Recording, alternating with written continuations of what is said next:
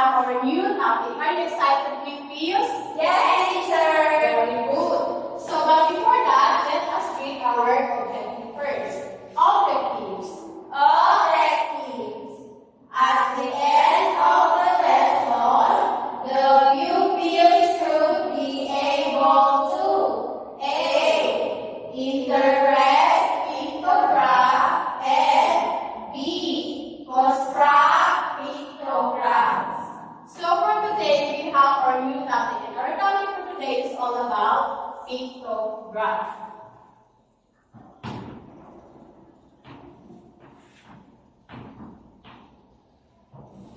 So, what is pictograph? Are you familiar with the word pictograph? Hindi po, teacher. So, when we say pictograph, pictograph is a kind of graph used to represent data or information. Let us read.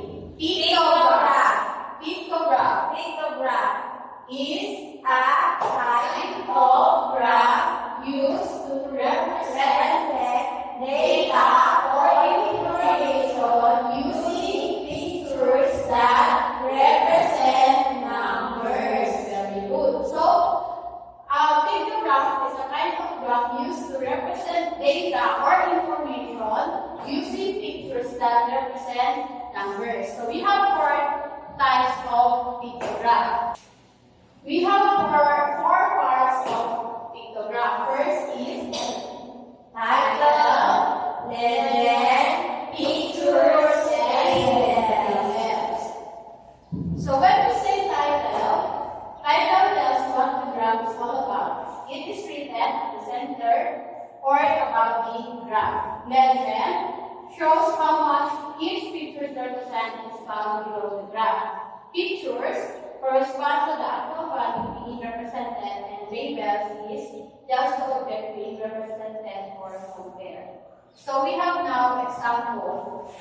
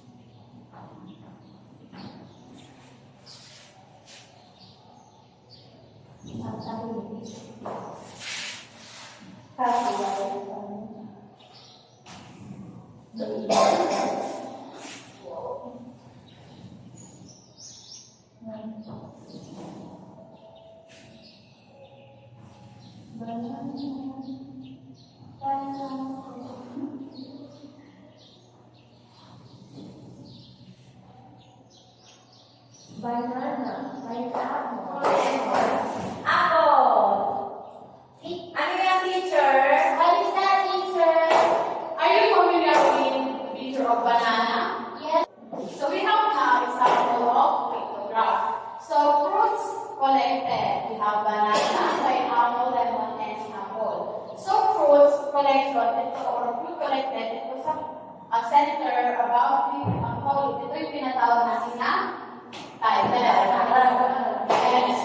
And then yung mga banana, nakita niyo ba yung banana yung personal? Yes, teacher.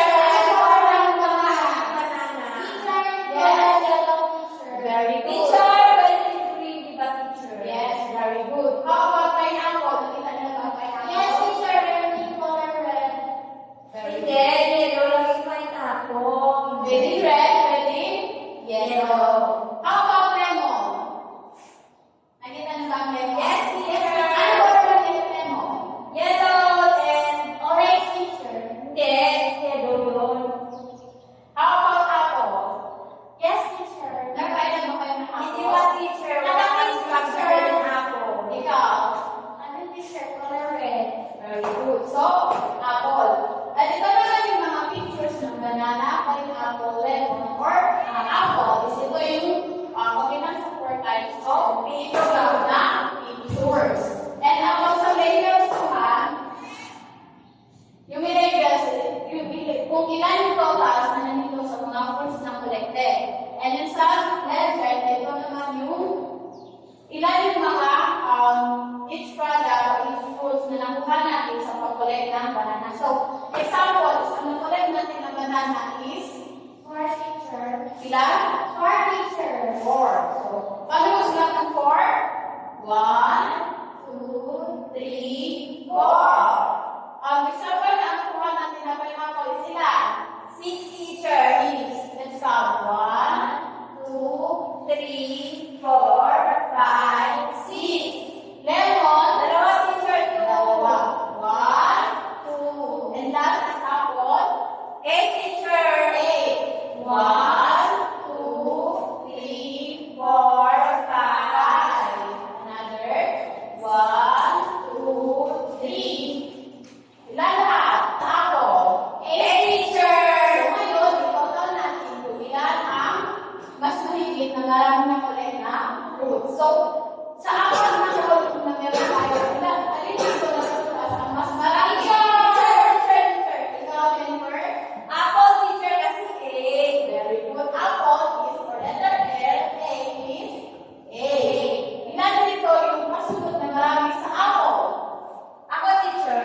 Ikaw? Pineapple, teacher. Pineapple ilan? 2 more, 6, teacher.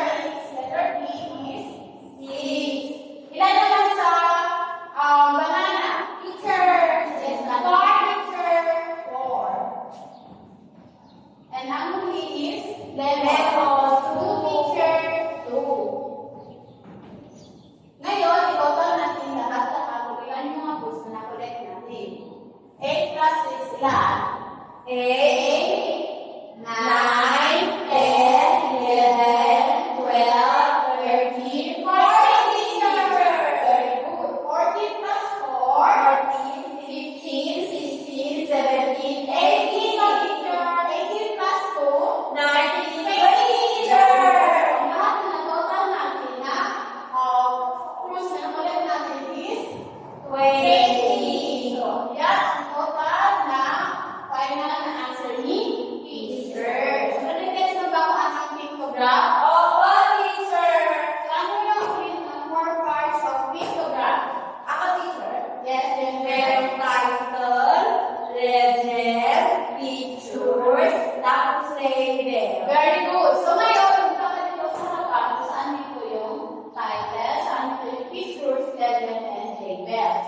So, gamit lang itong show. Para teacher, I-share mo lang saan dito yung title. ito po yung title, Very good. Saan na yung pictures? picture,